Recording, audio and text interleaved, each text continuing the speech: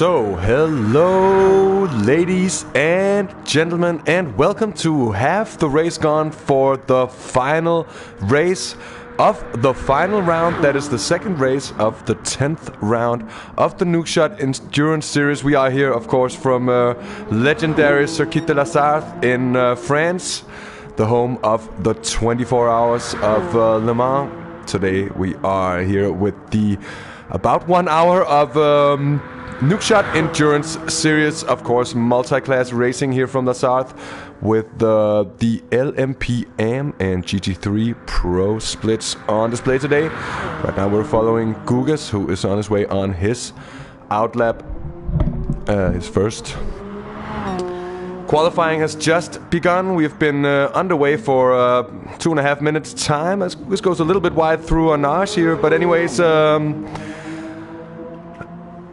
it is the final round, as I mentioned before, and it is going to be a really exciting race in the GT3s, because just like last week, we have a very, very close top standing.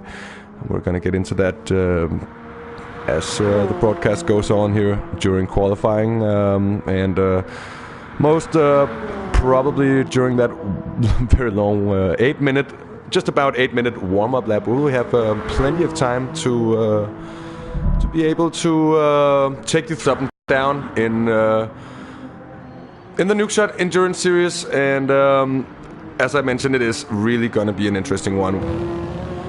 So last week we had some proper drama with some track limit penalties and incidents, and such an amount of incidents for both CJ, that is of course the Mad Greek, that is Crazy John is here, and Armored Core, both getting disqualified for an absolutely massive amount of track limit intrusions, and that's of course what happens. And this time around, of course, the entire field is very much aware that track limits is something to be respected here, as we see Gugas keeping it very much in check through Tata Rouge. He is on his first flying lap. A very, very warm welcome to everyone that's joined us already in chat, and that's regular viewers like Nilse, who's sadly not racing today. I hope you feel better soon, mate. Would have been a good opportunity for you to take a win at La Sarthe for this season after that disappointing race last weekend, or the disappointing end to the race anyways, for your personal sake. But also a big hello to Bambi, hello to Shoma, and very much a big hello to our mate Stevie as well. Stevie, I'd like to congratulate you on the signing with the Iris esports team. I think that's a proper place to be for a driver of your level. So big congratulations from me to you, and I think that of course goes for the smooth operator trials as well. Also hello to Storm Pacer, and hello to Bambi. I think I mentioned it before, but it's turned into quite something of an every-time viewer, so that's of course super nice to see. As for me, I've had quite a hectic last 30 hours or so. I've been to Iceland and back, playing 2 concerts last night, and then back on the plane this morning, flying in, and then just had about half an hour at home before the broadcast went up here. So if I am a little bit hoarse, or if my voice is a little hoarse, and then do bear with me. Gugas doing a good job of not getting in the way, and as I say that, he might just get a little bit in the way of Mika. I think he gets a punt there. Oh, that's certainly bad luck for both of those drivers. If that was damage, it does seem like Gugas has a problem with the car now. Oh no, poor luck though.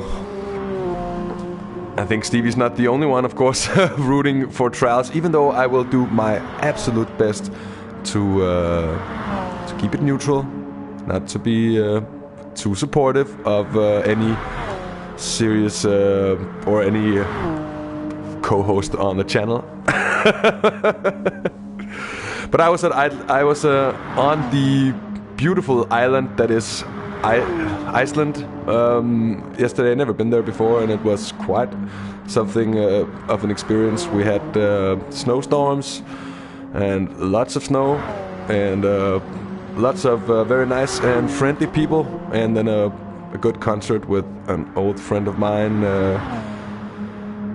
For those that don't know it, I used to do a lot of music and obviously still play from time to time, but I just haven't been that active for the last couple of years. But it's something that I might get back into someday. But anyways, enough about me and what I've been doing. Let's go back to the racing. Gentleman Racing is back for the second weekend running here in the Nukeshot Endurance Series.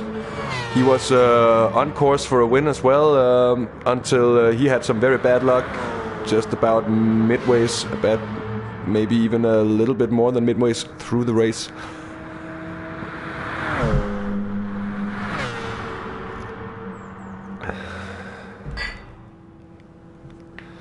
So it was super poor luck for Gentleman Racing, and he's back in the Porsche 919 today to see if he can perhaps do better and claim victory. I think the Masters will be hard to beat here.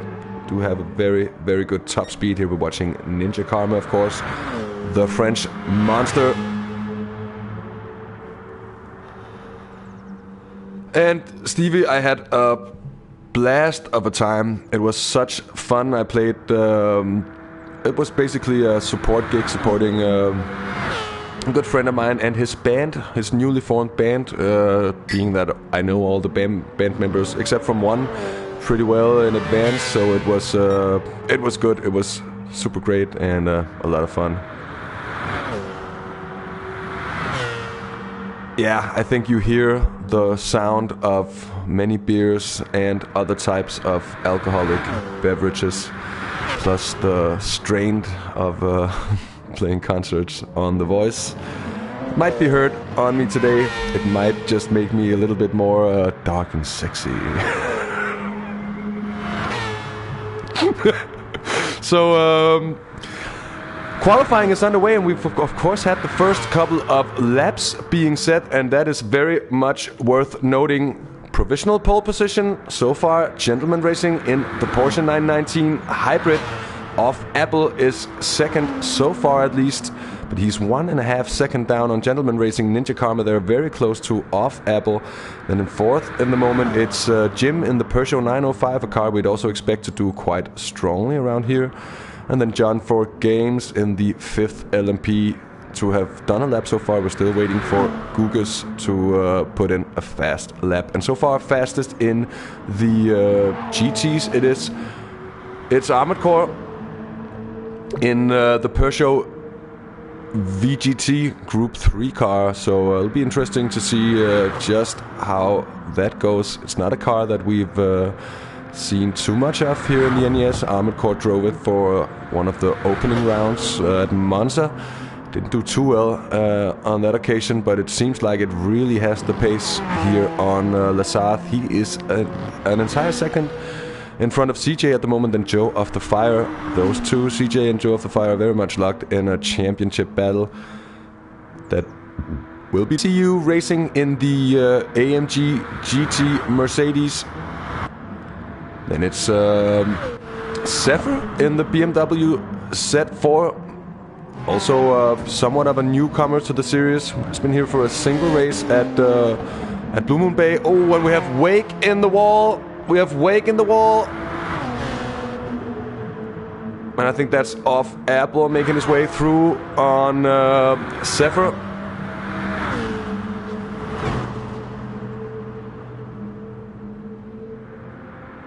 And I don't know what's happening with Wake, but it seems like we're getting quite a bit of lag here, at least from Wake CU to us. So I think it might be in our best interest to see if we can rejoin the lobby and maybe just clear our web cache in GT Sport, because we certainly don't want to be broadcasting a race with one of the contenders and one of the drivers in the GT Pro Split lagging like that if we can avoid it. So we're going to take whatever steps we can to ensure that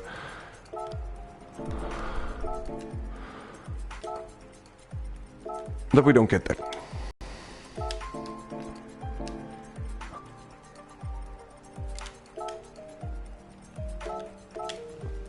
So what would a live broadcast be without some kind of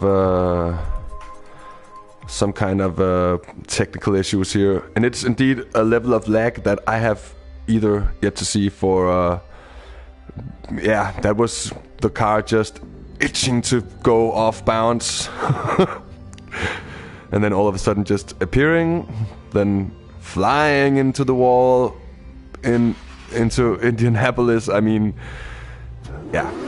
I hope any of the other drivers aren't seeing the lack of Wake CU at the moment, as we are just about to get back on track.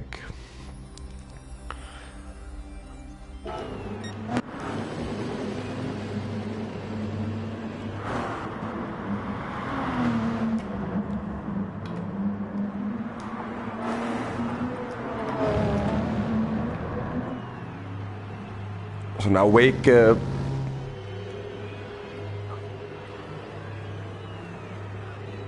it doesn't exactly look like the lack of Wake has been has been fixed, does it now?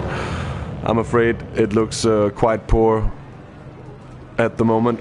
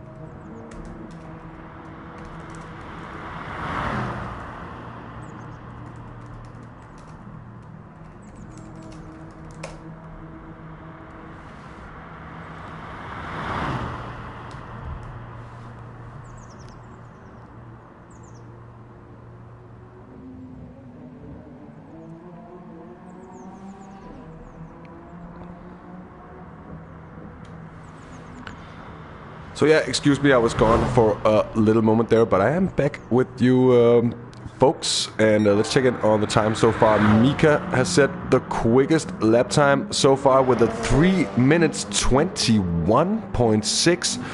Very competitive from the young Dutchman, who's really looking strong with another purple time, and he's 2 seconds ahead of Gugas in the Toyota TSO 50 so far at least. Seems to be the only ones that really put in competitive lap times so far at least. And we might have had some kind of issue with the lap times that's been recorded so far. That is true, Bambi, but let's have to see. I do have a strong feeling that we are still to see the fastest laps of this qualifying session. And it is true that we haven't got any of the laps. Basically, I think if we go into the live timing screen, we might actually have a chance. No, not even there. We're... So, that was pretty annoying with the lack of wake. Something that we're still seeing. Let's just hope that it gets better for the race. And with 3 minutes of qualifying left, this certainly doesn't look good. Should probably tell him.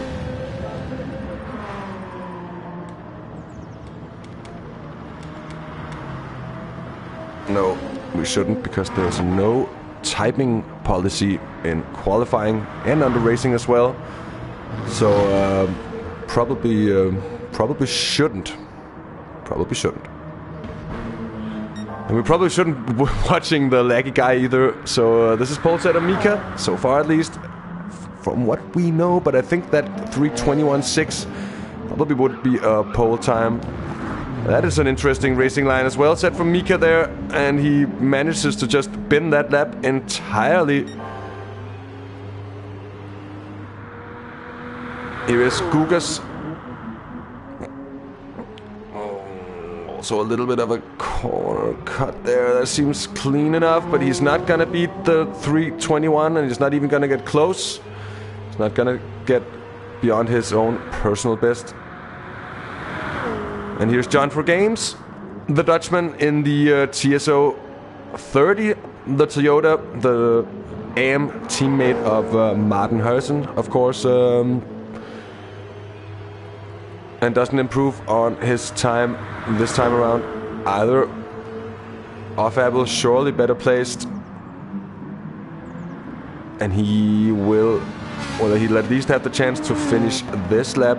Might have a chance to do more than that, indeed. And I wish that Polyphony would get their timing and lap times and stuff sorted, because it seems like, just like with the replays, where we don't have the delta splits between the cars, which is a little bit frustrating when doing these replay broadcasts of races that we've been doing ourselves. For the race we do have the delta laps, but seeing the laps disappear, of course this is not a real qualifying session, it is just practice, and this is also why the laps do disappear like that. Oh, as Apple also manages to bin it in the Ford chicane, the last part of it, the last corner. And he is still 3.4 seconds down on Mika, at least according to my graphics. And we are getting very, very close to the checkered flag.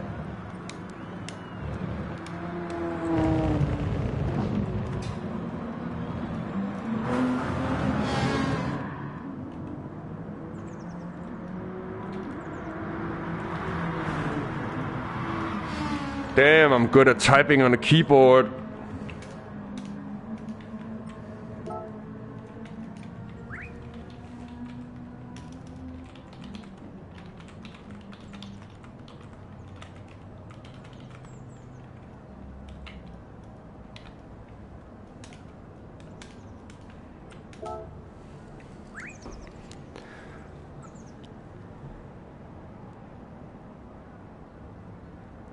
Well, this is qualifying, CJ, I know, but the thing is that the game doesn't allow us to have a real qualifying session. As you know, as I think a guy like you would probably just as frustrated as I am about that we have to make do with either making a timed race, then picking out the best lap times from that race and using that as a qualifying, or with someone having to take notice of all the lap times and all that stuff. Anyways. And of course, all the drivers need to get on the track and to go past Sector 2. And they also need to be mindful that someone still could be on flying laps out there. Let's have a look. Zephyr. It certainly did not look like Zephyr. He made it.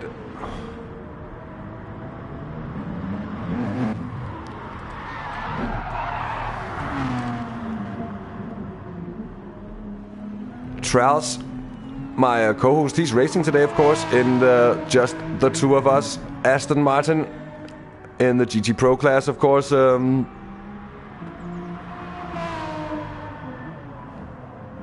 and it'll be we'll be rooting for him, of course, silently.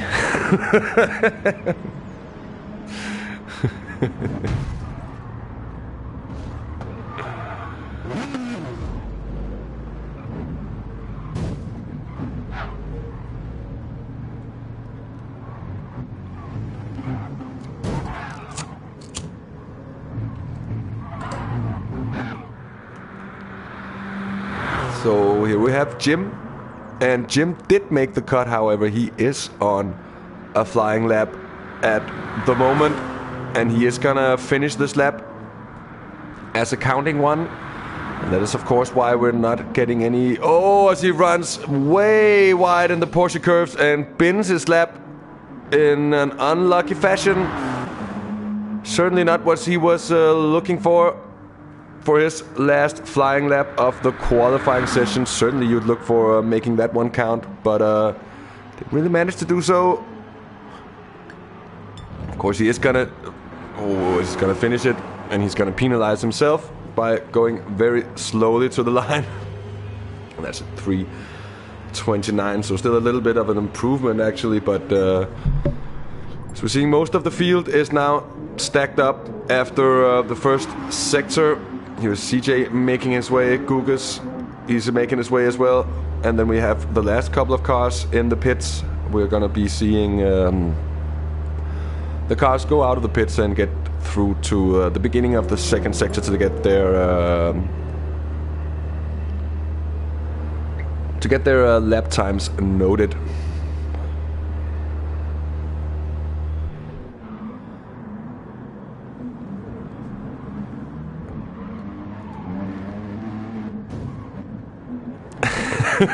Not silently at all, Stevie. Anyway, Martin, the hangover is bad. Because I don't, to be honest, I don't really drink that often anymore. I don't get drunk all that often anymore. So it seems that age is both the combination of not doing it too much, or at least as much as I used to do when I was some years younger. But it hits hard, and I feel it today. But it's not that bad. It's not as bad as It's not so bad that I cannot do a little bit of race commentary here and a bit of race broadcasting, of course. Mika taking his first pole position of the Nukeshot Endurance Series. Big congratulations to him. He takes it by 1.3 seconds to Gugas, who in turn has another second, a bit more than a second, down to Gentleman Racing. So he's 2.5 seconds behind Mika in the Porsche 919. And Jim 7 seconds down. Then Ahmad Kaur seems to have grabbed pole position in the GT Pro class in the Peugeot VGT. And then it's CJ in the Toyota FT1. Wake CU, the laggy man. And then it's Traus, Zephyr, Joe of the Fire, perhaps. We don't really know the order of the day, as we're just waiting for that official confirmation. Qualifying results are in, and I will now read them up for you. So Mika takes pole in front of Gentleman Racing. No, that's not true, because Gugas was in front. And he most certainly is. So it is as we saw it be in the GTs. And so I have the qualifying results sent in, but they are in no kind of order whatsoever. So I cannot really do any kind of speaking while the grid order is getting set, and we will get the official grid order confirmed just shortly, and we'll just be waiting for that, for trying to make anything out of the mess that was that overview of lap times before.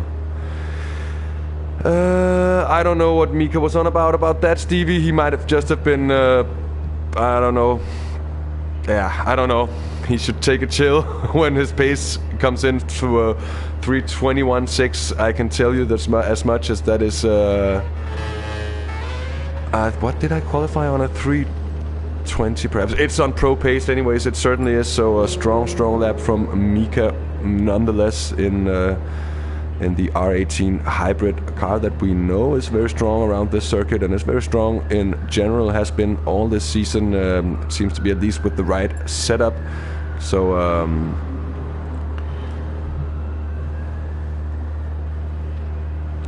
Mika certainly with a shot for the win, but don't count out Gugas, and certainly don't count out Gentleman Racing, who showed that he had the consistency to take him home.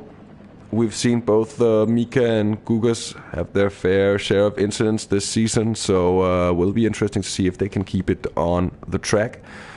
And that might play into the hands of Gentleman Racing. Of course, the Porsche does not really have the pace on its top speed here at La Sarthe, so it will be difficult, but possible. That's how I think we'll put it. John for Games.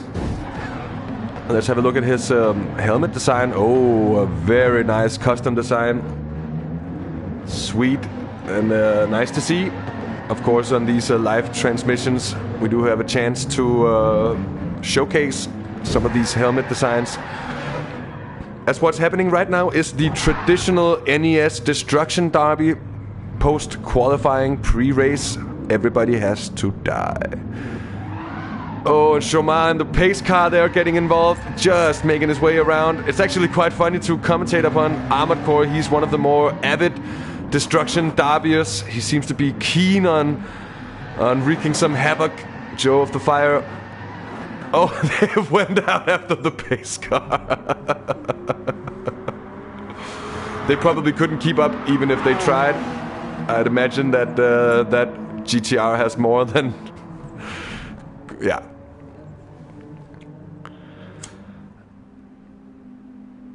Oh, and if that's true, Nils, then Ninja should have a good shot here, because 68 kilometers an hour, that is... yeah.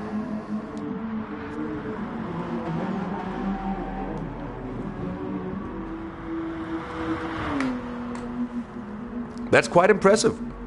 That is really quite impressive.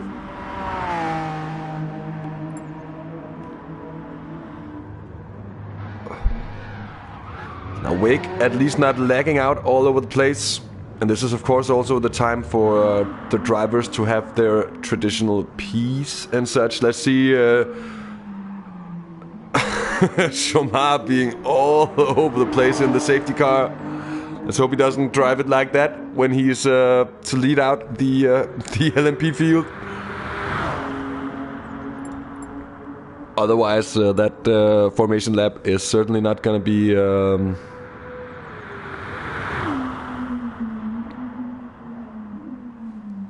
it's certainly going to be less than 8 minutes.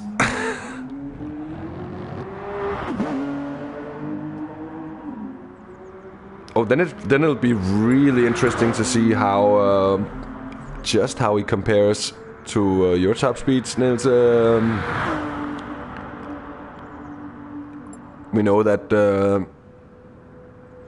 it does make a huge difference with the car setups, but you would expect the Mazda to be fast on the top speed. It's mostly getting there where it loses out on some time, especially compared to the hybrid LMP ones.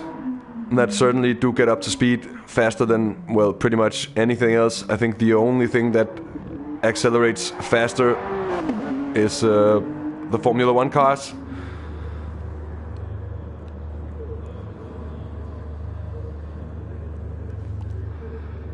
And hello, goodbye, Googles. Have a good race, good luck, and have fun.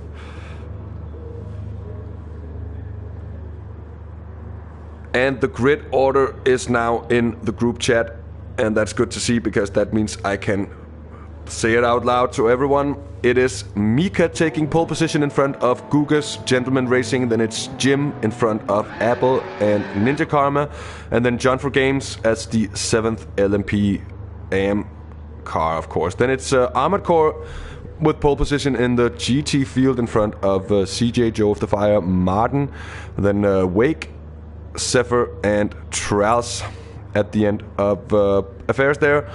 So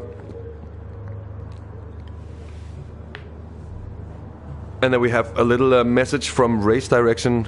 The pole sitters may not accelerate until they hit the timing line, which is the start-finish line.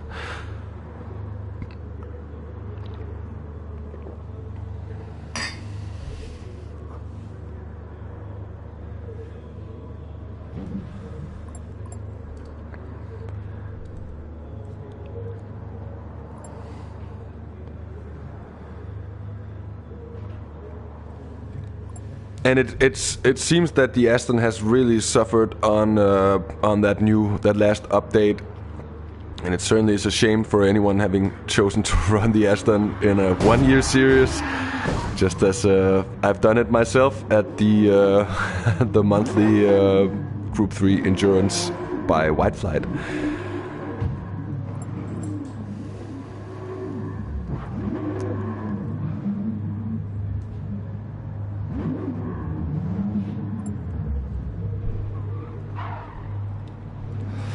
The thing was that with there was I think Joe did some tests, and with the old BOP, the Toyota FT1 seemed to be the car that gained the most.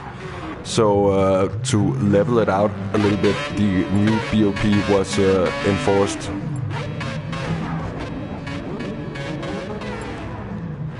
And to be fair, the BOP has changed on several occasions throughout the season as well. So we've had, I think, 3 or 4 BOP changes during the season in the GT Pro class, or in the GT class, of course. The LMPs running custom BOP, while the GTs are running the Polyphony BOP, at least as standard before the balance of performance.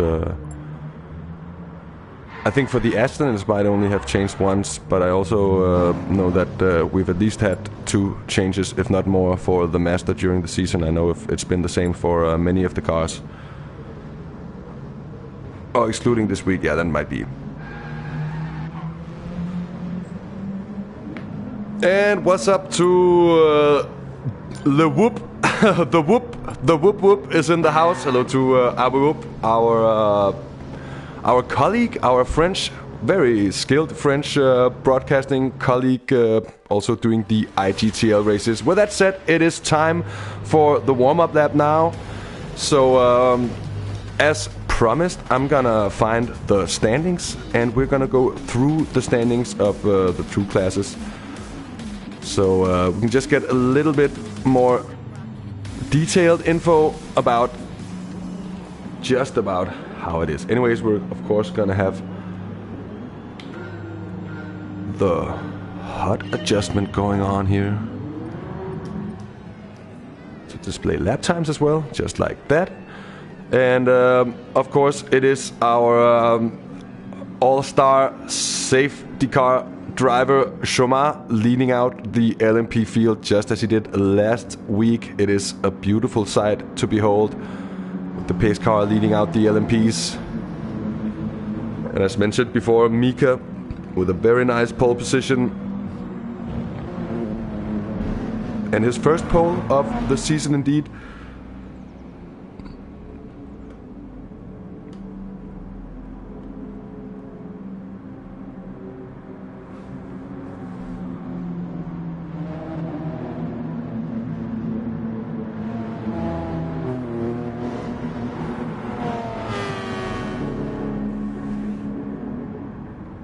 And also a warm welcome to Robert Smith. I think it's the first time I've noticed you in chat, at least. So a very warm welcome to you, and Kenny, who of course we all know who Kenny is. Probably the fastest GT Sport racer in Denmark without much competition, really. I think there's Apex Chris is up there as well, and that's about it, pretty much. It's Bandito Dorito. Oh, it's the GRM Bandit. Well, then it makes sense. It's not everybody who comes in with their real names like that. But Bandit, nice to see you in chat. Anyways, shame you didn't make the update.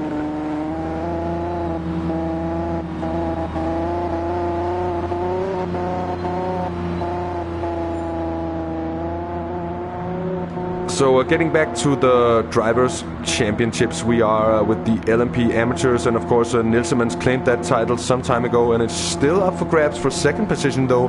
Off Apple leading that fight coming into this race with 130 points. Ninja Karma has 110, and then Mika with 85, Gugas with 74, Jim has 21, and that's about it for the guys who are racing today.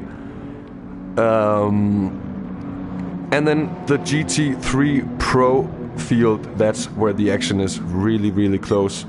Joe of the Fire is leading Stevie and CJ, who are on points with each other, but Stevie not racing today, sadly.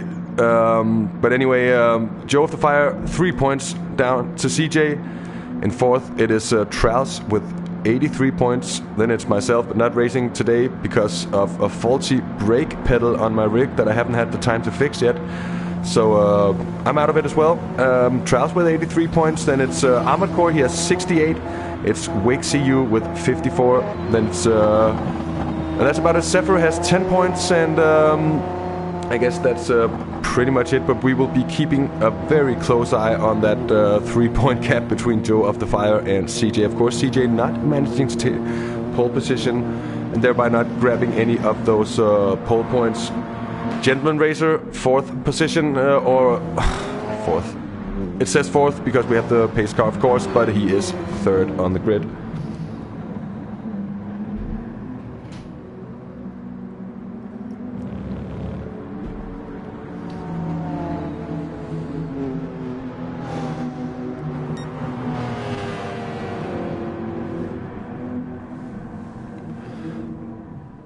Yeah, I think also, Stevie, I think Gentleman and Armored Core might be a very good call indeed. Armored Core and that Peugeot seems to have a relentless pace around here.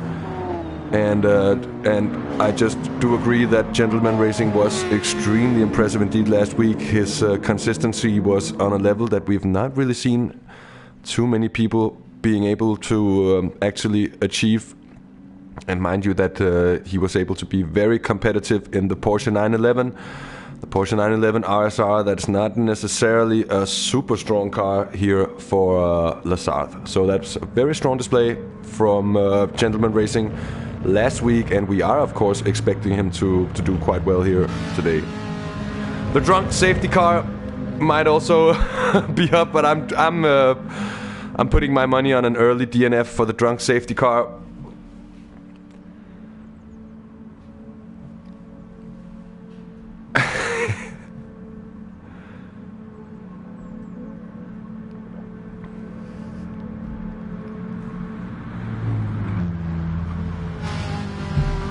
And yeah, last week's race saw an amount of drama and on a level that we haven't really seen before, at least in the way that contenders were taken out in the GTM class. The race contenders were taken out by unfortunate circumstances. I think that's pretty much all there is to say about that, because incidents do happen, and especially with this multi-class racing, and especially here on La Sarthe, because the speeds are high, and it is actually quite a narrow track. There isn't all that much space, and if someone gets it wrong in front of someone else, well, there isn't always somewhere to go, and we see this in real life just as well as we see it in the world of Gran Turismo Sport.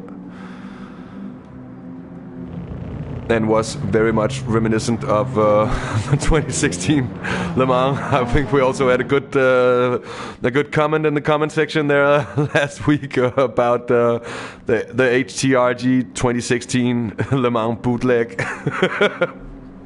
So it was good indeed.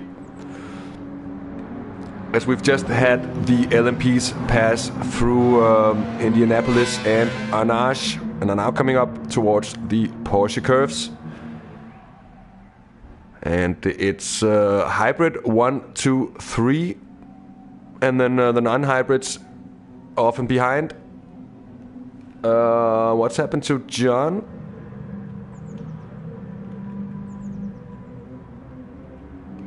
And I'm afraid we've had an early disconnect actually from John for Racing, and that's a big shame if that's actually so. That's might have been an electrical problem for John for Games, but certainly roll out those Fs for our friend Jonathan, who's also just joined us in chat with a damn it, and that's quite symptomatic of what's just happened for him. That is very, very bad luck indeed.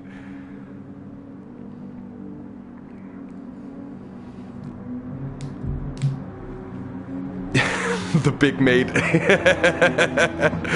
Yeah, the big mate, and then there's also the small mate, which is actually a small big mate, but it's still like the junior mate, the M6 that Gugas is driving. Anyway, we have Shomar swinging off the safety car. Now all attention is on the LMP ones as they are crawling through the last of the 4 chicanes. And they're going to be lining up, and when they hit the timing line, Mika will be good to go. Here they go, I think. Oh, he's waiting a bit, he's off. And I think he managed just to get a bit of a run on Gugas, but Gugas now trying to send it up on the inside. There's a little bit of contact, and Gugas making his way through even before Dunlop. A little bit of a nudge there between the two as they came through. Otherwise, a very clean start for the LMPs. Gentleman Racing keeping a hold of that 3rd position. Off Apple is 4th with Jim 5th. Ninja Karma in 6th position. And then the big F for DNFing John for Games.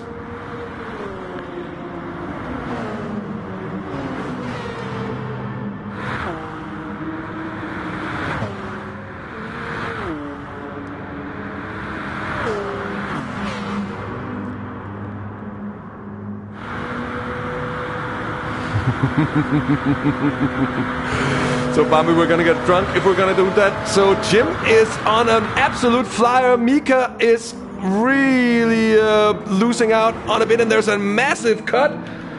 Oh, I think we should just about see what's going on the outside here. Gentleman Racing putting pressure on Jim, but I don't think he's gonna be able to challenge all the way down. Gugas having gotten cleanly away from that. Let's catch a replay. Let's see what happened in between and in behind. So it was Mika getting swamped by Jim. Ninja Karma as well. A lot of action into the first chicane. And then Ninja Karma really missing the apex there. So that's what happened. Still a very close battle in that group. Gentleman Racing holding on to the slipstream of Jim. Intelligent stuff from the Porsche driver. Now putting distance into Mika in the pole setting Audi R18 hybrid, now off Apple.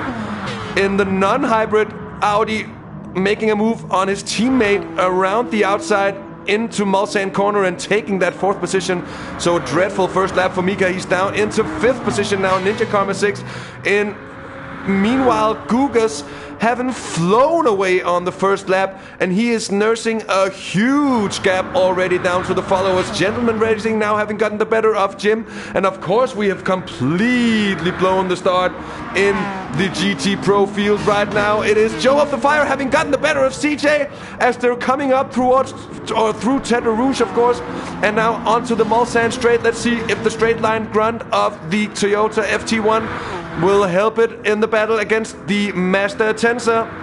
It's certainly close as Armored Core is still in the lead. Joe of the Fire seems to want to park CJ on the outside.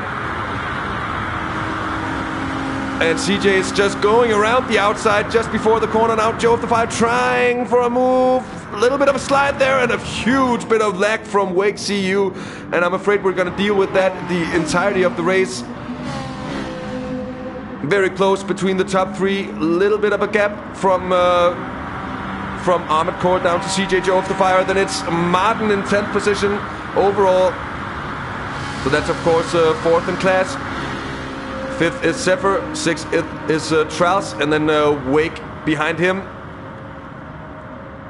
Let's check back in with the LMPs. Guga's now nursing a good gap. Still, it's Gentleman Racing haven't broken away from Jim and off Apple as well. Mika now behind Ninja Karma, and he's lost some time there as well. Let's see, have he got damage? Is that it for Mika? Nope. He's just had a very bad first lap. The frustration is oozing out of the Dutchman's car. And meanwhile, Armored Core is still defending his lead through Mulsanne corner. Oh, he gets twitchy on the exit. But nobody's race is over yet. There is such a long way to go. Anything can happen, especially once the traffic begins to come through.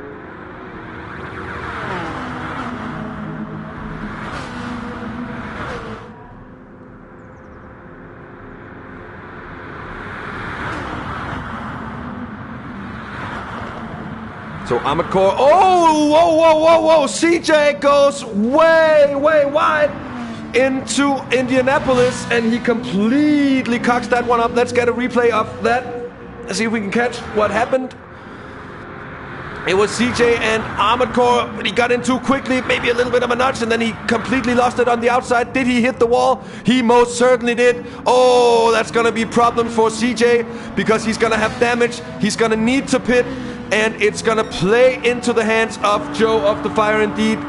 Of course, let's exit the replay as we're now with Gugas and the LMP leaders. He's still nursing a fine gap down to Gentleman Racing. Gentleman Racing, very impressive from the start of the race, as we can expect him to just be able to continue the pace that he's already been putting down. And somebody has hit a couple of, well, it's not cones, but those very annoying green things that you can knock out to the track, and you can definitely knock yourself out on that corner exit from Mulsanne. So very bad luck indeed. Now Joe of the Fire is leading. Joe of the Fire is leading. What happened to Armored Core? Was that a disconnect from Armored Core? No, it's not. Armored Core is there in last position. In last position indeed. So things have gotten turned completely on their heads, and there is indeed an LMP off track. Or so you would believe. Could have been Mika. Could have been Apple as well. I think he was doing better before. But let's check in now. Joe of the Fire in the Mazda La Vista car is leading. Martin Huysen and Zephyr in the set 4 third position now. CJ back up into fourth, so the damage cannot be that bad for CJ. He is making up spaces. Trals is pretty close to CJ, as it seemed to be before. Oh, and Armored Core might just have waited for CJ indeed. That's a good call. Stevie, of course, with the race intelligence, as we're seeing Armored Core go straight through the car of Wake, or so it seemed at least. Now Armored Core also getting past. Trals visibly suffering top speed wise in the Aston Martin. Such a shame to see when the cars get BOP'd out of contention in that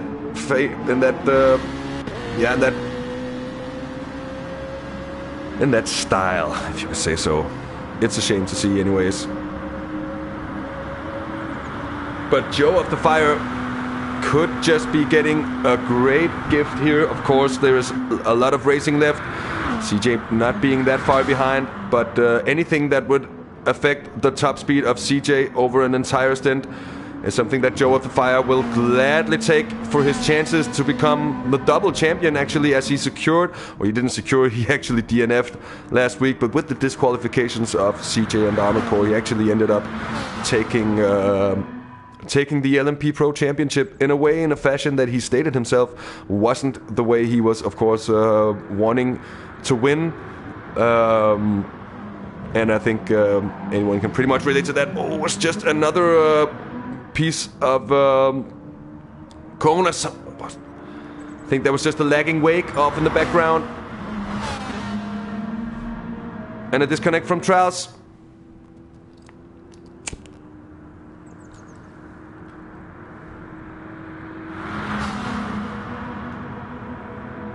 So a shame to see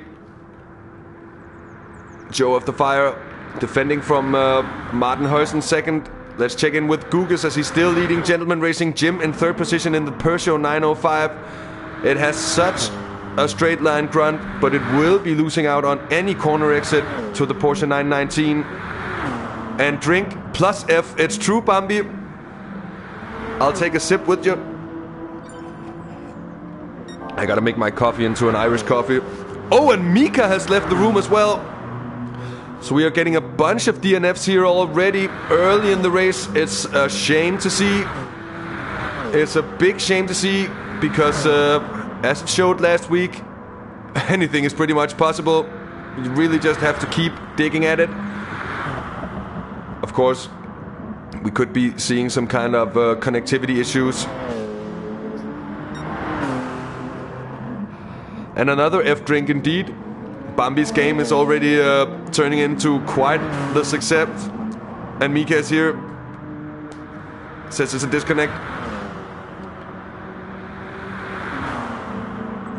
So F's out in chat for Mika, our pole setter. It wasn't to be his day today. Oh, and of course, he had the same hybrid issue that Joe of the Fire suffered, and also caused him to have massive problems there. Oh, there's yellow flags, and there is Zephyr. That's Sephiroth. That's Sephiroth, and he is now at the back of affairs in the GT class. Oh, that's some poor luck. And he's a long way behind. 45 seconds behind Martin Heusen already. Martin must also have had some kind of issues because he is behind everyone all of a sudden. He was in front before. Wake still being the godfather of lag. I have never seen anything like that. We haven't really seen lag from Wake before, so a big shame indeed.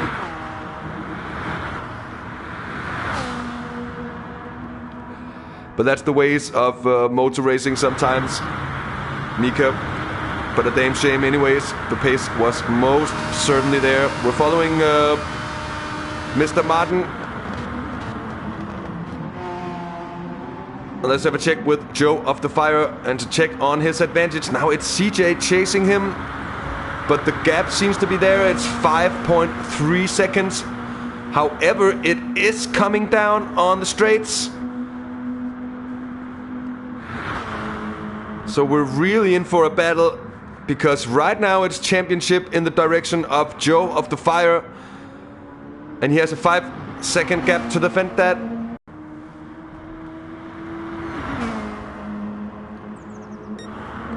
Gugas, well, he knows his way around here, that is for sure. A little bit of a mistake there perhaps, but we know that the TSO 50 certainly does have its pace here. Gentleman Racing, however, within 3 seconds, so, or just about, he's 3.2 seconds behind as it stands. So still very much within touching distance. And same goes for Jim. That Peugeot 905 is also very good on fuel, so we might see him pulling out some time, or pulling in some of that time actually, come the first pit stop round.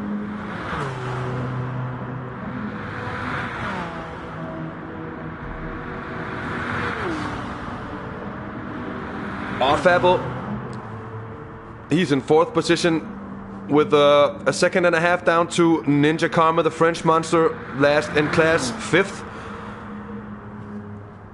So already 2 disconnects, DNFs from the LMP Amfield, and the Witty Professor is still leading, and it's still by around 5 seconds, and now he's actually gaining down to CJ. So it's very much about corner exits, it seems, and as they get to that very high speed stuff, then the FT1 seems to be pulling in a bit. Of course, this is also a battle on who can take care of Tyres in the best fashion. Joe of the Fire, we know his consistency, we know his level, and he is good under pressure. And he's holding up so far, 4.7 seconds now to CJ in 2nd position. As traffic comes up for the first time, as Kugas gets a little sketchy around the Corvette corner.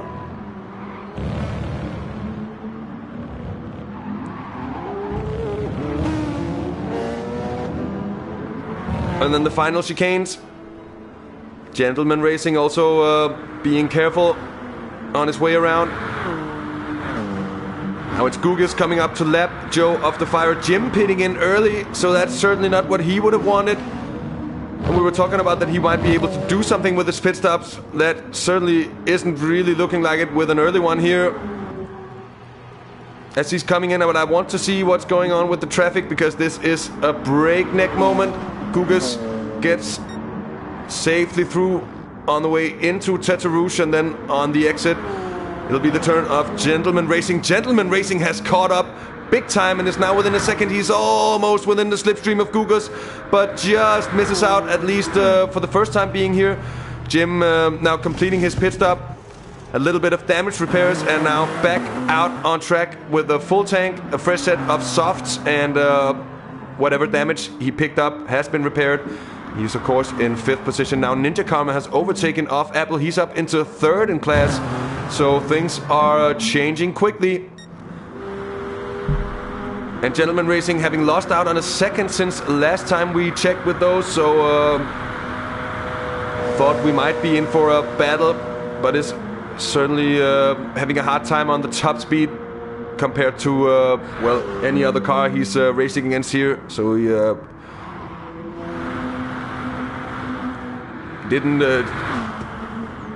was so close to getting within the slipstream. Now 4 seconds from Joe of the Fire down to CJ, so it's CJ closing the gap, and with a little bit of slipstream help at the moment, it seems, from Ninja Karma. No, that's off Apple right behind.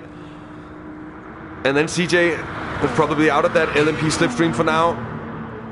Joe of the Fire not really being lucky, considering where traffic gets past him as they come down towards Mulsanne corner. And Ninja Karma still defending from off Apple. Let's have a look with those two. The French monster has been there and thereabouts pretty much all season, and this is pretty much the battle for second position, of course. Off Apple with the advantage of the two in the standings. I think he'd be able to take points-wise that he'd finish 4th with Ninja Karma 3rd.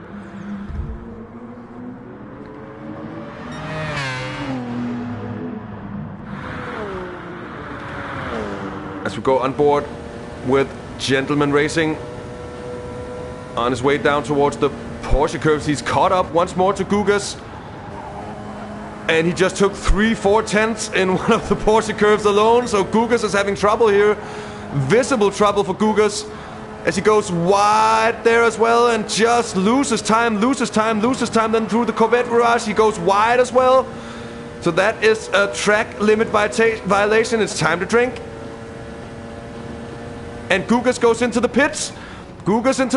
And we saw last week that Gentleman Racing was very keen when it came to taking care of his tires. He was able to actually bring the Porsche 911 round for a one-stop, and I'm thinking he might be able to do the same with the 919 here.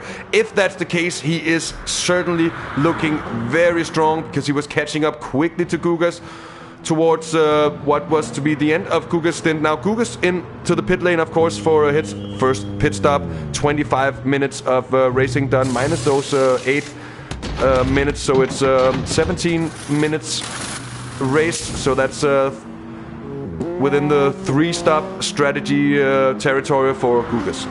Off Apple, no, that's Joe of the Fire. Oh, just getting a little nerve-wracking there. CJ still just clawing his way back. Oh, I only need to drink if it's CJ or Armored Core. Alright.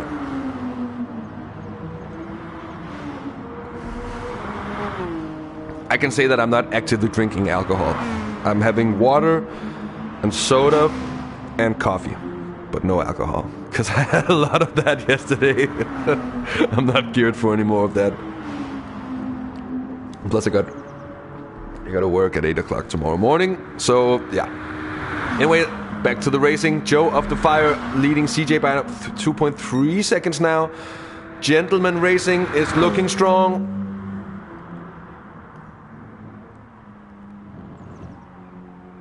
And he's leading by 12 seconds down to Ninja Karma. Ninja Karma's bound to take in some time on the straights every time, but then when they get to those corner exits, and we've seen through the Porsche curves as well, the 919 is absolutely brilliant. And it seems like Gentleman Racing is able to be smooth with the car as well, which is extremely important, especially taking the extreme kick of the hybrid system into consideration. And that's something that can really wear the front tires quickly.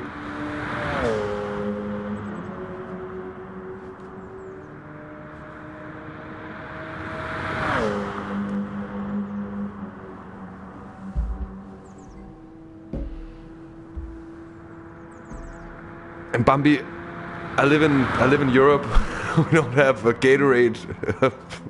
There isn't Gatorade available at every corner store, but we have our own local stuff. And to be honest, I also do quite prefer it. Anyway, Gentleman Racing still leading. Ninja Karma off Abel. Gugas after his first pit stop is in 4th. Jim after his first pit stop is in 5th. Then in the GTs, it's Joe of the Fire. Now under 2 seconds down to CJ, 1.8 seconds between the two. Armored Core is also pretty much back into contention because he is no more than just within 4 seconds of distance behind CJ. So he's still very much, he's still in it, and he could very much win it as well. The Peugeot VGT is very good on fuel. So come the pit stop rounds, we might see Armored Core gaining time. Wake CU is in 4th, it's Martin Hersen 5th, and it's Zephyr in 6th position in the GTs. Oh, you were talking to Robert. Oh, I'm sorry. I'm so stupid. I'm hungover. That's my excuse every time. Yeah, I'm hungover. Oh, enough alcohol talk. Gugas has the fastest lap so far with a 3:24 dead. So it's visible that Gentleman Racing isn't really trying to push his pace any more than the tires can take. This seems to be a very well drilled rehearsal that he's doing right now, and it's very impressive to see through that first sector, through that last sector. He gains massive time on Ninja Karma. Of course, he loses out a little bit, but he's gained 3 seconds since last time we checked on the Mulsanne straight. Brilliant stuff from, or 3 seconds, 2.5 now, but still brilliant stuff from Gentleman Racing.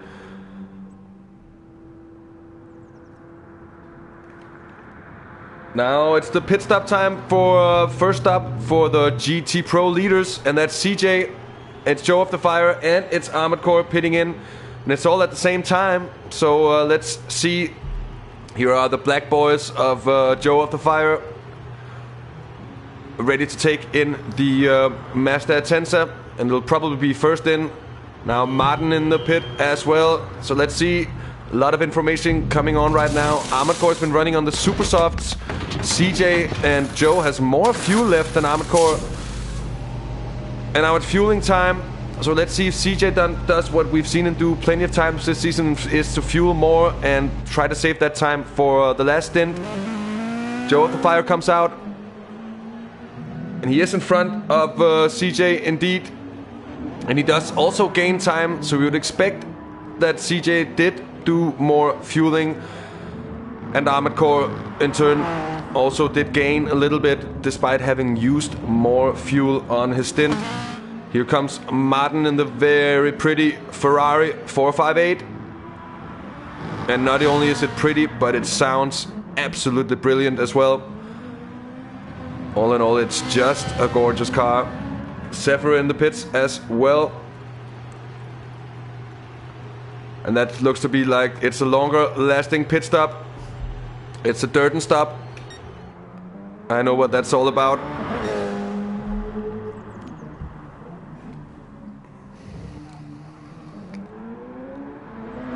Gentleman Racing is looking good. He's nursing that 14-second gap down to Ninja Karma. And what is interesting is how is Gugas doing in 4th position. He's looking strong for this lap. We go on board with the Portuguese on his way through Indy. and down to Arnage. Slowest point on the track. So easy to go too deep. He manages to keep it. Oh, gets very, very, very squirmy on the exit indeed. Goes a bit to the left, goes a bit to the right, and then manages to get the torque vectoring to do all the work in the end. And then down towards the Porsche curves, also a hot spot for accidents. He seems to get it perfectly right this time around, Gugas.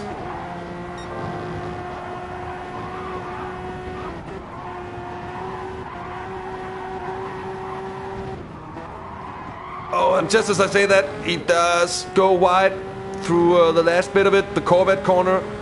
So it technically isn't one of the Porsche curves since it's got its own name, but in practice it is just the final of the Porsche curves. And through the Ford chicane, and that is a new fastest lap by a second. It's a 23.1 from Gugas. Very impressive stuff. He's 24 seconds behind Gentleman Racing at the moment, but he will need to gain a lot of time on the American if he is to make a 3-stop strategy work wonders against the possible one-stopper from Gentleman Racing. We'll have to see. We're following it with great interest. Of course, by the 9th lap here, it does look like a one-stop strategy is what's up for Gentleman Racing. And thanks for noting that, John.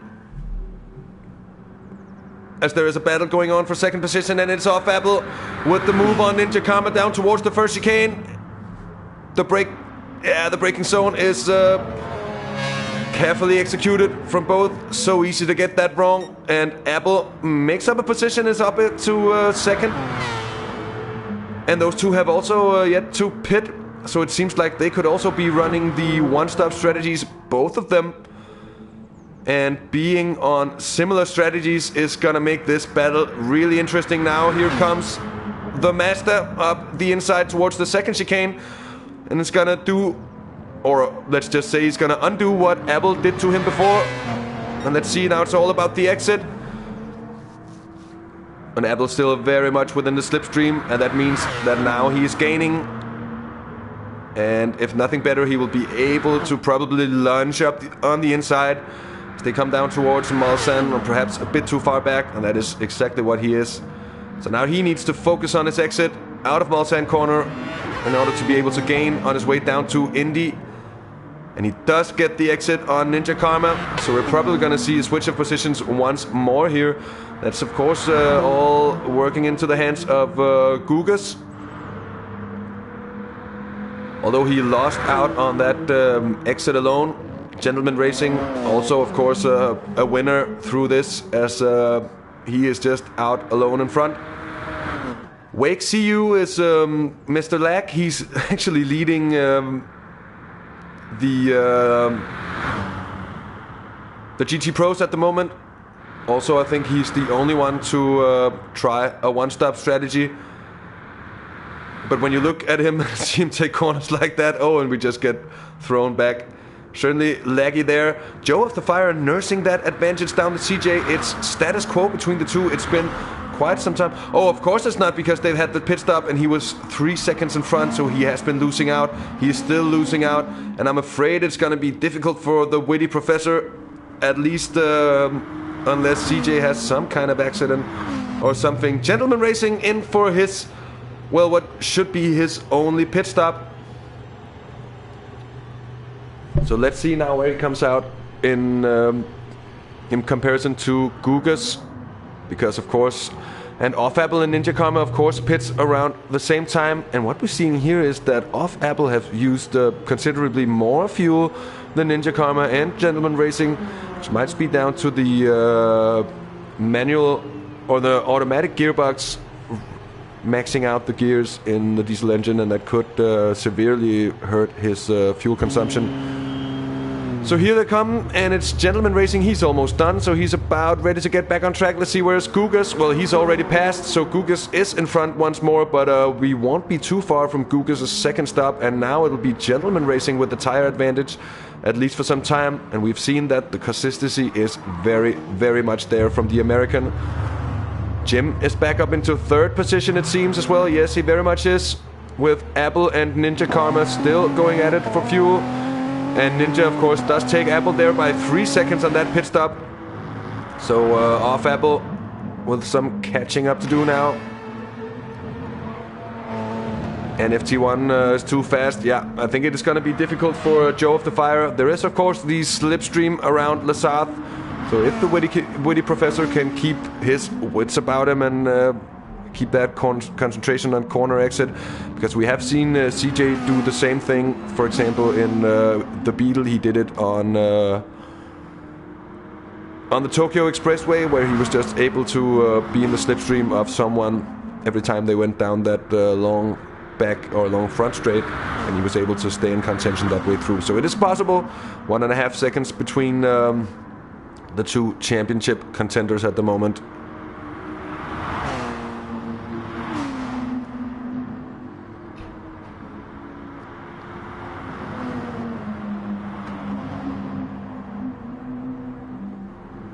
And of course, yeah, you would expect the rotary to be good on fuel indeed, with its small displacement, even though rotaries are known to be thirsty in nature.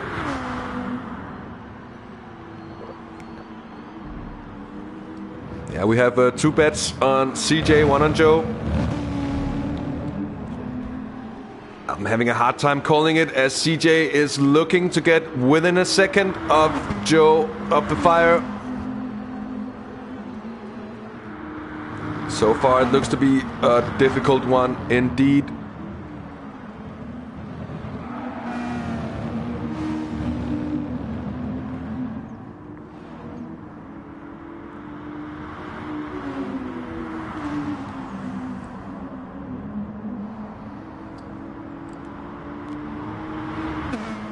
Through the S's and then up to Tete Rouge once more. Oh, CJ goes wide. But I also think he might have lifted slightly there, because he was losing at least for some time. But you see the top speed of the FT1 is absolutely brutal. And he is just gaining without really having places on the track where he loses out big time. Seems to be very difficult to deal with indeed for Joe of the Fire. Through those chicanes, he really picks out some time. Joe, though, gets the superior exit this time. Keeps hopes alive. For him, it's still just about a second. Let's check in with Gugas. He's nursing a 20-second lead down to Gentleman Racing. It'll be interesting to see whether Gugas has 1 or 2 pit stops coming up, because I think with still about half an hour of racing left, we're looking at 2 pit stops probably for Gugas, as he could simply be looking just to lose too much time on running dead tires. It seems to be his way to keep things fresh, to have something to hammer upon. There's Gentleman Racing, and then it's Jim 3rd, Ninja 4th, with off Apple now having latched onto the back of the French monster once more. So the battle for 4th position is very much on again. And in turn, these two are also catching up to Jim at the moment. Jim, who is beginning to probably feel the effects of tire wear on his car.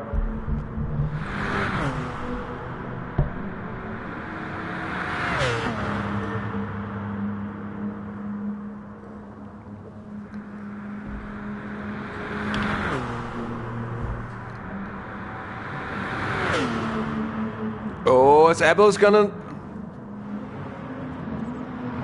That was a carbon copy of what we saw him pull off early in the race. Mind you, he does have the problem of Ninja Karma and that very fast Master within the slipstream. And he's gonna try to go defensive this time around. And Ninja did... Yeah, he did clip the grass indeed. Nice to see all that cheering anyways. Great defending from Apple. Shutting the door on Ninja Karma. But then in turn, Ninja with the way superior exit. I think he's not going to be able to defend this one no matter where he places his car. Well, let's see. The non-hybrid R18 is very strong on top speed as well. As they're side by side in the braking zone down to Mulsanne, but it is off Apple at least. Apparently, but they're very, very close indeed. And with just about 2/10 in between him this time around, I don't think he's going to be able to defend it for real. Let's check in with Joe of the Fire and CJ. We've had Wake pitting in, I think. And we have CJ right on the tail of Joe of the Fire. So this is very much the championship fight playing out. It's Joe of the Fire in the Mazda Atenza. It's CJ in the Toyota FT1.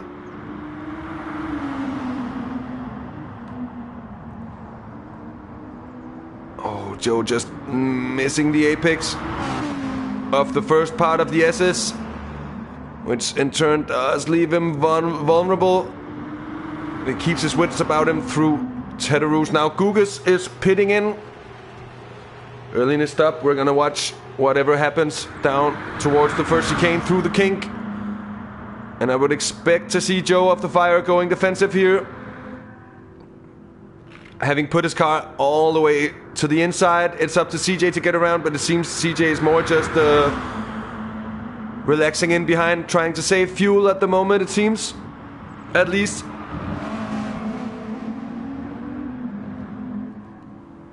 And he might just be looking to take him on the pit stop, as Gugas is finishing his second stop.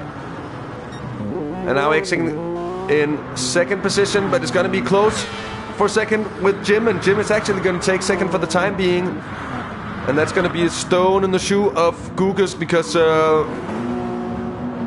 I think it's actually going to be easy because Jim just managed to make a little mistake on the exit of the Dunlop chicane, and past went Gugas. Seemed pretty easy to me. Gentleman Racing though now with an 18-second gap. And mind you that Gentleman Racing has completed his final stop of the race. It does seem like a difficult job for Gugas to close that type of a gap. Of course, Gugas setting the fastest laps so far, but not really being able to capitalize on the pace. Now Jim is still within the slipstream. As they come down towards the first chicane, are we going to see a move from the Brit? Oh no, he just goes wide, and that lets Apple through. Oh, and then Jim gets it all wrong, puts the front of the car in the wall on the exit of the first chicane. And then, well, it could... No, that was a rage quit. That's not what we want to see. And that's put Joe of the Fire, the leading GT car, in 5th overall. CJ is in 2nd in that class. Now out of the slipstream, losing time here, CJ. Oh, and getting very squirmy on the exit once more. Just wondering if there's some kind of problem there. What happened to Joe of the Fire? What happened to Joe of the Fire?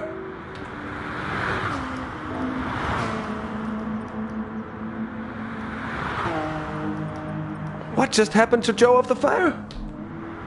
I have no clue what just happened, but he lost the position to CJ and he lost 3 seconds. And he was pausing and he was flashing and he doesn't have damage. It looked very, very strange indeed. What was that all about? Now CJ being gifted the lead in the GT Pro field, being gifted in turn also the chance to win the championship.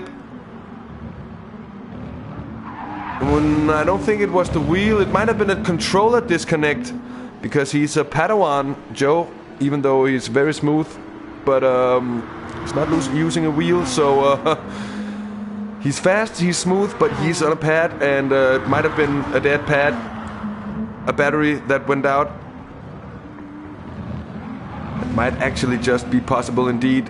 And now he's trying to keep connected to the back of CJ. And if he can just gain a little through the S's up and then Tyres, he will be within safely within the slipstream, and he'll be able to follow him at least and not lose any real additional time. Gentleman Racing still 18 seconds in front of Guga. Now Ninja Karma third with Off Apple fourth.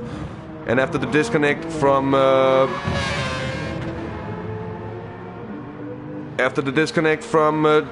Jim, that's all we have left in the LMP AM field. 4 cars left running. There was 7 starters, so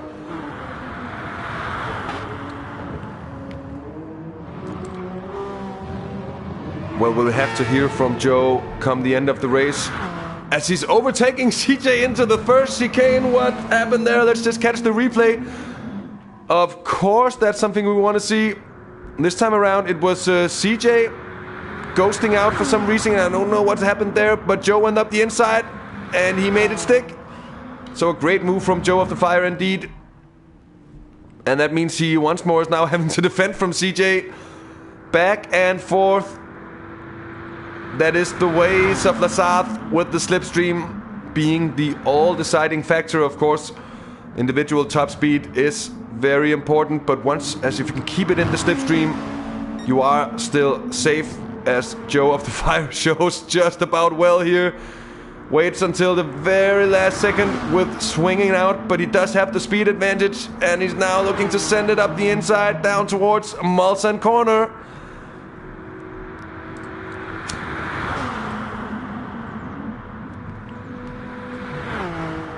And talking of wheels, well, I've had a number of wheels. I started out on the PS3 with the Driving Force Pro, the DF Pro, which was actually an old PS2 wheel that could also be used for the PS3. And it wasn't very good. It was okay, I guess, for starters, but I got a hold of a Logitech G27, and now I'm on a G29. Because I don't have ridiculous sums of money to spend on wheels. Fair play if you do. And I have tried other wheels, and they are very nice indeed. And it's not that I wouldn't like a better wheel at some point. But for now, the G29 is a trusty fellow of mine. And saying that, I think too much dust has gathered in my brake pedal, so it's time for clean and lube. So now it's still CJ leading Joe of the Fire, but for some reason CJ ghosting out here. I don't really know why that is. It looks a little strange. Now it's Joe of the Fire looking to send it up the inside on his way into the Porsche curves.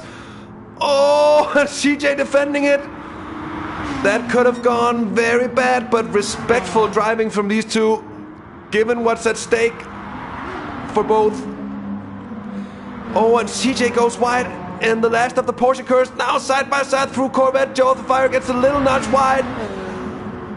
And now it's the LMP leader coming up to lap, but that's very, very, very, very patient action from Gentleman Racing, as the two GT leaders are now pitting in for the second by by an inch, pretty much.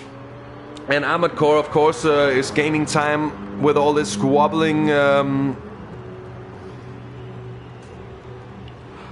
Well, Bambi, I actually don't know if the slipstream still works with while ghosted. I actually don't know.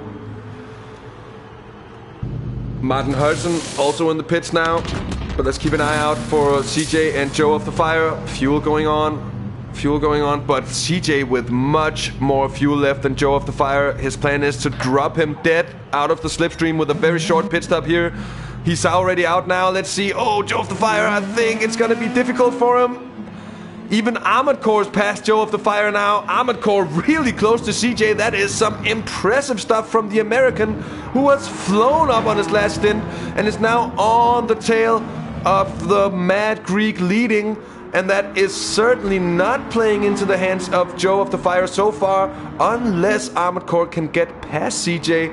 Of course, Ahmed Core being the pole setter, he has shown that he has the pace.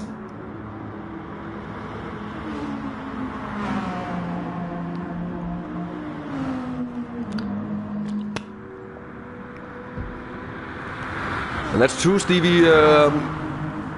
With the fastest lap, and the following point for Joe of the Fire.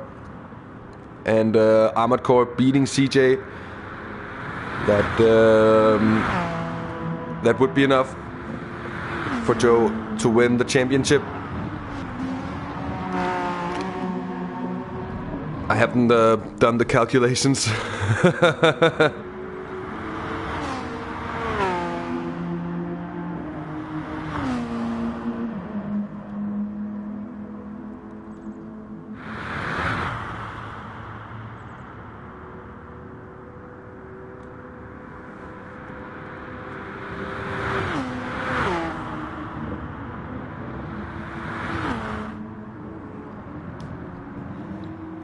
And if tied, it'll come down to race wins, seconds and such, I guess. So it is gonna be very, very interesting indeed. Of course, what could play out into the hands of Joe of the Fire is that if these two start battling out with each other, going side by side, for example, through the Porsche curves and stuff, they'll be losing out on big amounts of time, and there is no love lost between the two. I am sure that Armored Core would very, very much love a win here today after his disconnect or his disqualification last week as well. And as was also my thought with these two, is that they are fast enough without breaking track limits to actually be winning this race. So it's nice to see the fair play and fair game from both of them today.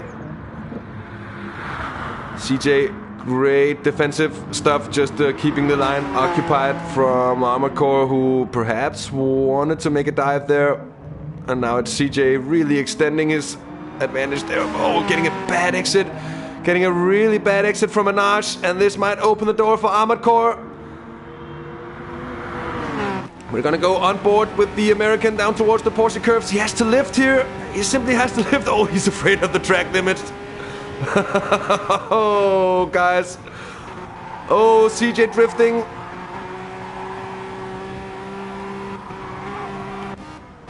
Oh, and Joe of the Fire. Oh, let's see if we can catch it. Joe of the Fire. Too late indeed. But Joe of the Fire has binned it.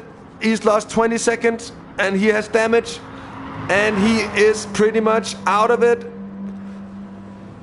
At least now he's gonna need the help of Armored Core up in front. Armored Core now just around a second behind. He's really losing out through that final chicane.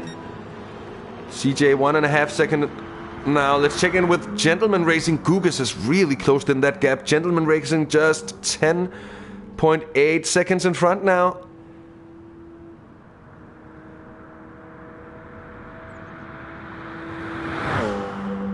And that's with a little bit more than 4.5 laps remaining, so we might just see a nail-biter of a finish here as well. Joe of the Fire is pitting in to get the damage fix. F's out for Joe of the Fire.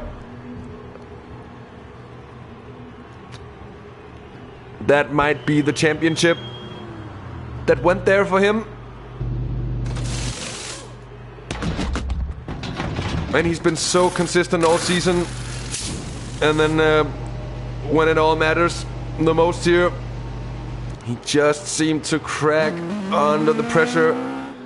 That was the pace of CJ and Armored Core, and the pace and strategy of CJ combined was certainly forcing Joe to make or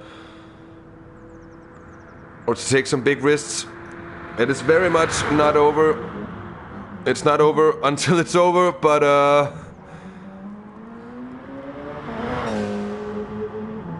yeah. Gentleman Racing 9.5 seconds. Gugas is really hammering in upon him.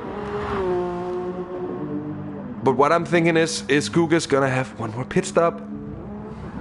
Oh, Gugas with a big slide on the exit from Anash, and that was very close to being the curse of the commentary hitting Gugas, and that cost him about a second's worth of time. It was a very hair-raising moment indeed. And Bambi, we're going by laps today, not by time, because the warm-up lap is 8 minutes, so we wouldn't be racing anywhere near an hour. So we're at 19 laps for the LMPs, which last week turned out to be 16 laps for the GTs. Might be the same, might be 17 today if it's close enough. We're looking at Ninja Karma. He's now in 3rd position in class. He's 4.5 seconds in front of Off Apple. Those two have had a squabble for a long time during the race here, but Ninja Karma seems to have gotten the advantage, at least for now. As Armored Core is now gotten his nose in front of CJ. So Armored Core now in front. And we have Wake 4.5 seconds in front of those two as well. So with Armored Core now leading, but with Martin in 4th position. And at least we'd expect Wake to have another pit stop. And if not, that these two are going to be able to catch up now. Wake is just dropped down into... Oh, the lag is strong with this one. It's very hard to actually know what is going on with Wake and where he actually is. He seems to be teleported around the track somewhat at random. But as I mentioned before, Martin there in between is gonna cause trouble for Joe of the Fire, because he's 28 seconds behind, and doesn't look like he's gonna be able to make up that time in the remaining laps. But Armored Core now leading CJ. As I said, I think it will be enough. Gentleman Racing, 7.3 seconds down to Gugas. So it's a lead that is shrinking lap for lap. Something I want to check out on Gugas' car, and it's the stats of the tires. Let's do a quick check. Oh, Gugas with quite a bit of wear. Gentleman Racing looking much better on tire wear indeed. And with a very consistent pace, I think he's going to be able to just hold this pace all the way to the line. While Gugas will be looking at a splash and dash towards the end, perhaps. Or he might just go the distance. But still 3 more laps to do on those tires. I wouldn't want to do that. Ninja Karma, very, very dead front tires as well. Off Apple a bit better off. Oh, as Armored Core and CJ go side by side through the first chicane. And CJ retakes the GT Pro lead. But Armored Core is certainly still within the slipstream, and he's gonna have that comeback move. It's not really a cutback though, but he's gonna undo CJ's move into the second chicane. And he's actually gonna do it much before. He's gonna open the door for CJ to actually... No, he's not gonna dive up the inside. Always have to...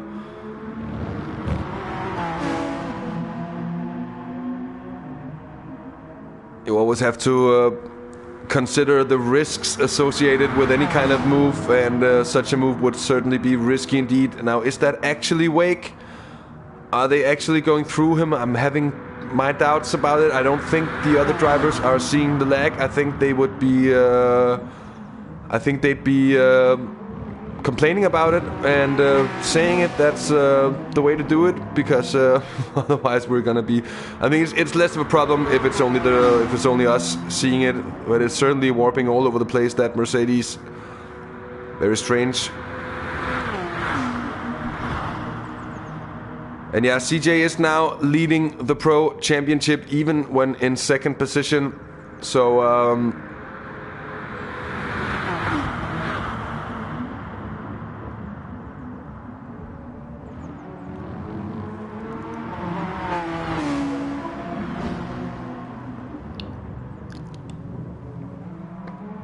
oh, so you got the lag too? Okay, Shuma, so it's not only me. Well, that makes me some kind of happy.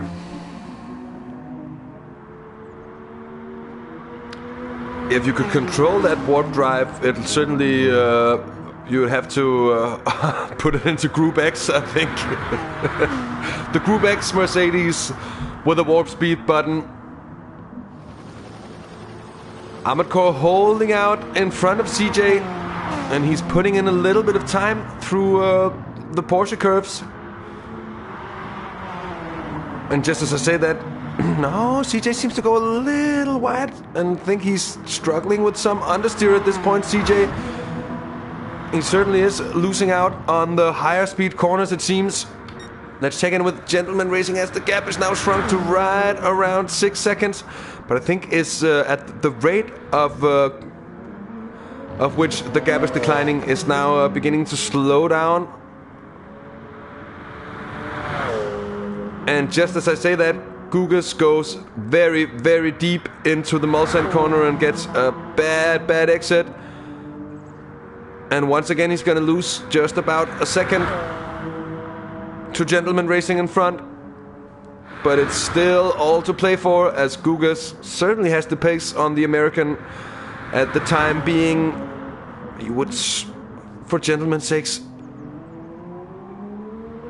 just consider maybe pushing that a little bit harder on the final lap. Seemed that he had been taking very, very good care of his tires indeed.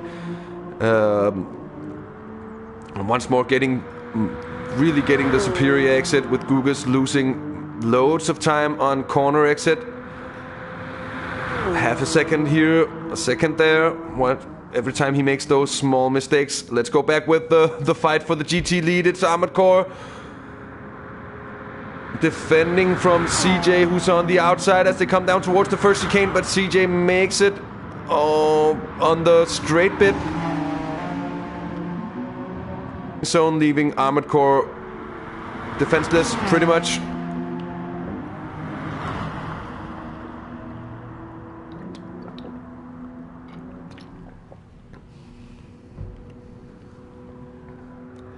And once more the comeback.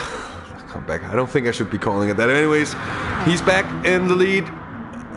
And that was also a carbon copy of the round before, where CJ just considered the move. Oh, and there's the warp speed Mercedes flying past. I've never seen anything like it. Fabel is on his way into the pits. He was getting close to Ninja Karma, but simply has to make a pit stop.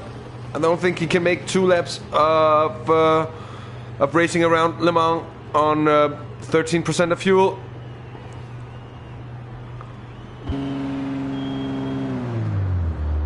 Let's check in with Joe of the Fire just to see how it is going. He has certainly made up some time, but still 23 seconds down on Martin. It's going to be very difficult for him. He might be able to overtake Wake, but that's only if Wake pits for a second time, and I don't think he's going to do that. So I think it's going to be between Armored Core and CJ for the win, and I think it's going to matter just next to nothing. It certainly looks like CJ is going to take the GT Pro Championship, but it's not over yet. Anything can happen. Now only 4 seconds between Gugas and Gentleman Racing.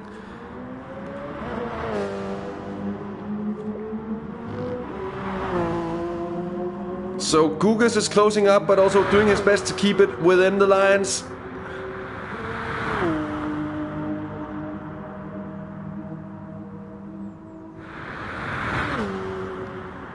And statistics certainly are meant to be broken, but it's a very uphill battle for Joe of the Fire at the moment. The LMPs are on the penultimate lap, and Gugas once more massively overcooks it into the Mulsanne corner and does lose out on quite a few tenths. But Gentleman Racing is losing time. It's just gonna be a question of whether he's gonna lose just about those 3 seconds. Gugas' front tires are very, very dead. And here goes Armored Core into the pits for a late pit stop. And that is certainly going to decide it. For CJ is probably not going to have to do that late stop. I'm quite sure he has enough fuel. Armored Core, or did he get damage? I simply don't know. Let's see here as he comes in. It's gonna be interesting to see. Doesn't look to be hurt, the car.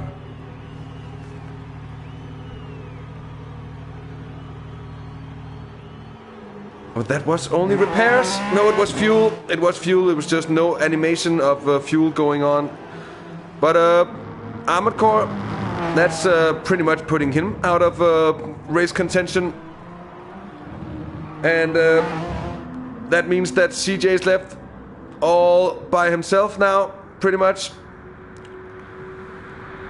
And CJ's with his indicators on at the moment. Does that mean anything? Or is he just indicating that he's happy? And the question is also, is it going to be the final lap now? I mean, Gentleman Racing is on his final lap, but I don't think he's going to lap any of the GT Pro leaders before they make their way around. Now 2.5 seconds between Gentleman Racing and Gugas, and it's getting closer and closer and closer as Gugas gets a little wide on the exit of Dunlop there. Manages to keep it on the AstroTurf. Oh, Gugas on the absolute limit. But keeps it nicely within the lines through Tete Rouge.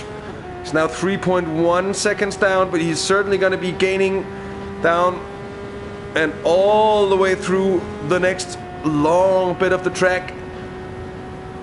As Joe of the Fire got overtaken by Gentleman Racing safely there. Now it's the turn of Gugas to make his way through the slain championship leader in the GT3 Pros.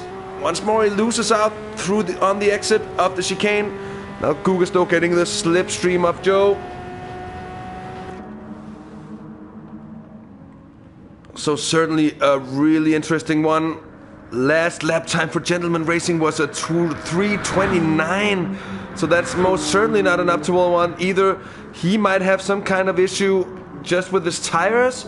What's going on for Gentleman Racing? Oh, he's low on fuel. He's very low on fuel. He's having to fuel save big time, and that's of course why. Or might it just be that he can make it? Oh, this is gonna be close as hell indeed.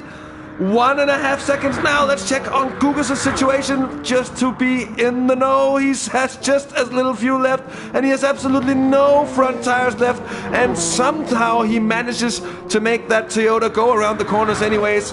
He's losing out once more here in a little bit of time through the corner exit. It's gonna be really close to the line here as they are upon the final lap. They're halfway around it, and there's just over a second between Gentleman Racing in the lead and Gugas in second position. It's Porsche versus Toyota. It's an American versus the Portuguese. Gugas versus Gentleman Racing. Let's see how it pans out. As through Indianapolis and Anache, the fresher tires and a strong hybrid system of the Porsche seems to prevail, puts in what might just be the decisive gap, because it's just extended up to over 2 seconds and down towards the Porsche curves. I don't think he's going to lose time down there.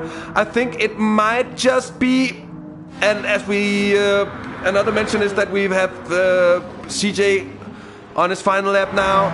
Armored Core is gonna make it out, Wake is gonna make it out, and same goes for same does not go for Martin. So Martin's gonna meet the finish line this time around. I think Gentleman Racing is gonna take it because he's 3 seconds in front of Gugas now.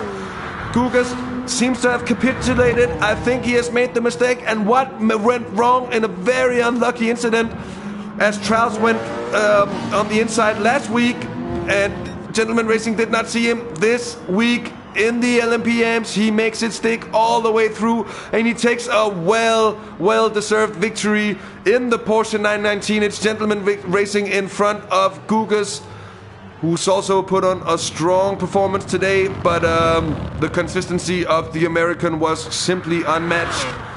And with a strategy that was honed to perfection, he took the win by quite the small margin anyways, and certainly an exciting one. Ninja Karma comes home for third position with Off Apples, who is gonna come home for fourth.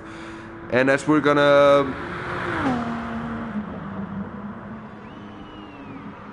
watch Apple make his way through. Oh, binged it on the final lap.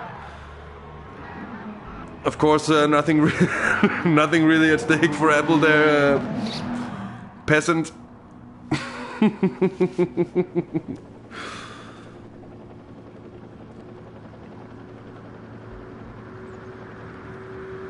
And CJ, he knows it now. He has 20 seconds on Armored Core, who's in front of Wake.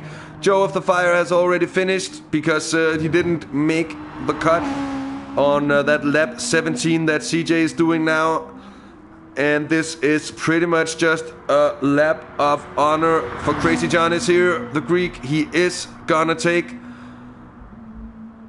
Unless he's... I simply cannot imagine that he hasn't learned his lessons from last week. And that also makes this victory all the sweeter for him.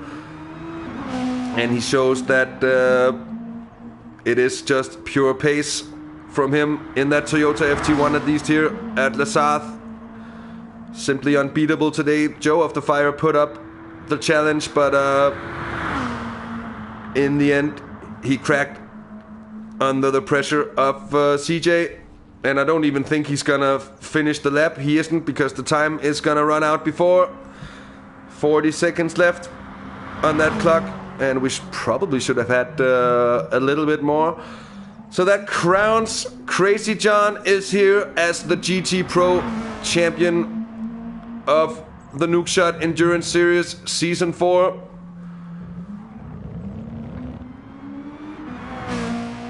And he's gonna take the victory in front of Armored Core. It's gonna be Wake CU, the lag machine today, that we haven't really... he hasn't flown under the radar because he's been on screen for a lot of the time. But Wake CU, just a little donut from CJ there, nice to see. Wake CU third, it's Martin Huysen fourth, Joe of the Fire fifth in class. And that disappeared very quickly indeed. So huge congratulations to Gentleman Racing. Huge congratulations, of course, to CJ on both the race victory and the championship in the GT class. And with that said, that concludes the 4th season of the Nukeshot Endurance Series. It has been... well, it's been...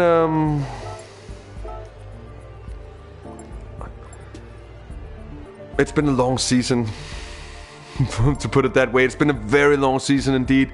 And we've been racing for 20 weeks, end to end, pretty much. And now it has all come to an end. And in the end, of course, should I just mention that our GT Pro champion is CJ. Our GT AM champion is, of course, Nilseman. Our LMP AM champion as well is Nilseman. And our LMP Pro champion is Joe of the Fire. Huge congratulations to you three guys. And what a race. It all came down to the final lap. But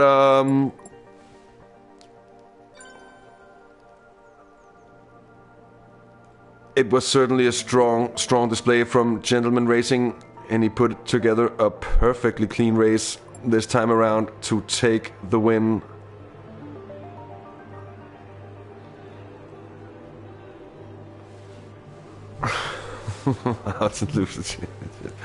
F's out for Joe in that championship fight. He came in with a lead, but he overcooked it. He says he just lost it through Indianapolis, and that's what happened.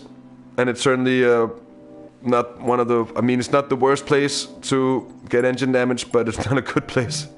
Anyway, so... didn't get the donuts. Oh yeah, I should get the donuts, that's true. Sorry, CJ. I'm getting the donuts. CJ, he's doing donuts. And Ninja Karma is doing donuts. Ninja Karma is doing the craziest donuts I've ever seen. Look at the master. Look at that master doing donuts. That is absolutely insane. I have never seen anything like that before.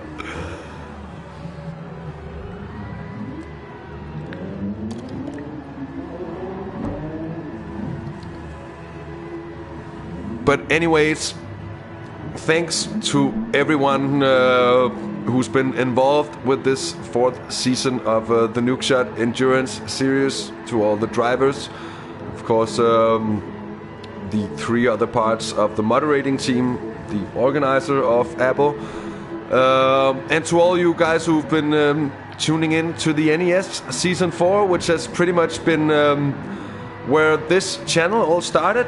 And of course we are gonna be doing and broadcasting the 5th season once we get that far.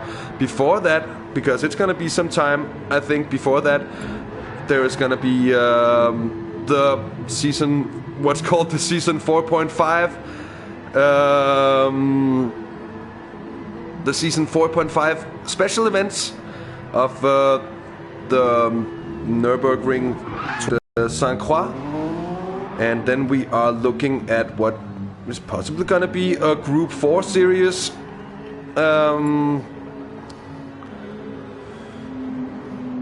So that I think is going to be really interesting. And what's going to be interesting from us, channel-wise, broadcast-wise, content-wise, is that we are going to be live broadcasting, live streaming the entirety of these events. We're not going to be taking part, either Trials or myself, in the racing, but we are going to be broadcasting it like this race live. I think it makes for an even better experience. It enables us to use the replays when I'm a little bit more awake than today. Of course, I haven't had my most on point day. At least my brain hasn't with the hangover, so I hope it hasn't come to show too much. Anyways, I think it was a great race to do. It's been a great series to do. And of course, we will be back this Tuesday already for the new starting series, the TSR not the Super GT, of course, the GT300 Championship, because we did the Super GT last out with the TSRs. This time it's only the GT3s. It's going to be in a Japanese style. First race on a Suzuka with an added extra chicane. That's going to be quite interesting to see how it goes. And Joe is asking if he got Fs in chat. He certainly did. You got Fs.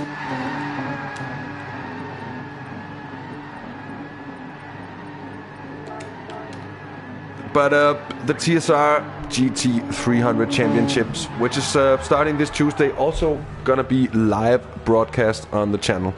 So that's pretty much what we're gonna be aiming to do on most GT Sport series that we're gonna be covering, simply because it takes place at the moment. It's a bit more fun to catch stuff as it's happening. It's of course yeah.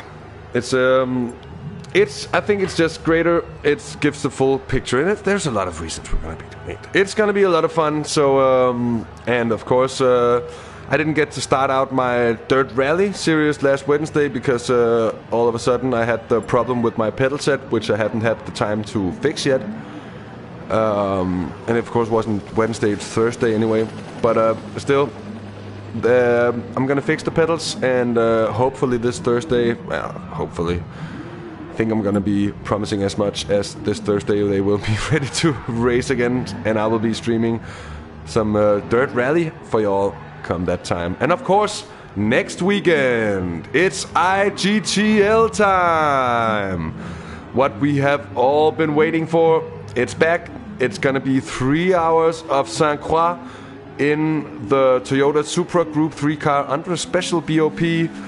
And of course, being a 3-hour race, it means it's gonna be a team endurance event. It's gonna be a split lobby race, and it's gonna be a stint. That was the word I was looking for. A stint endurance event.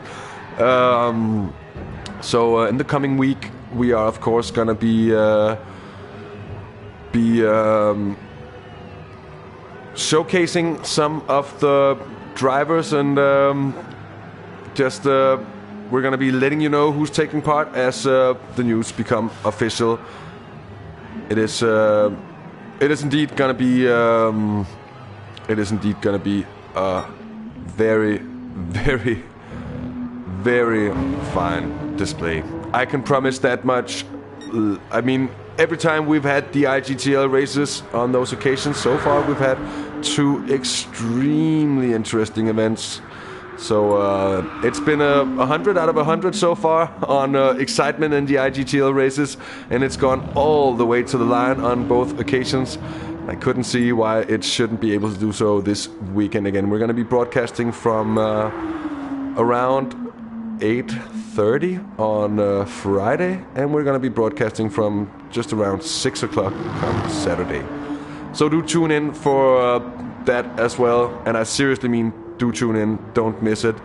And with that said, I think all that is left to say for me is thanks for tuning in today to Have the Race Gone. If you like what we do here on the channel, do like the video, do subscribe to the channel as well if you haven't already. And with that said, until next time, my name is DirtenDK. It's been an absolute pleasure, so take care, have fun, and yeah, bye-bye.